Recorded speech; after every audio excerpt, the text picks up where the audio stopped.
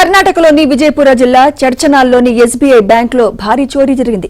సాయంత్రం సమయంలో దుండగులు ముసుగులు ధరించి వచ్చి తుపాకులు, ఇతర ఆయుధాలతో సిబ్బందిని బెదిరించి 21 కోట్ల విలువైన బంగారం, నగదును దోచుకెళ్లారు.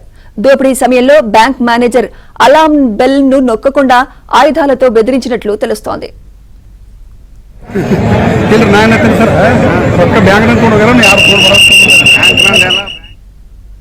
ఓ కస్టమర్ బ్యాంకులోకి వెళ్లి పరిస్థితిని గమనించి పోలీసులకు సమాచారం అందించారు.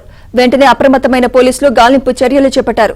దొంగలు మహారాష్ట్రకు పారిపోయి ఉంటారని విజయపుర జిల్లా ఎస్పీ అనుమానం వ్యక్తం చేశారు.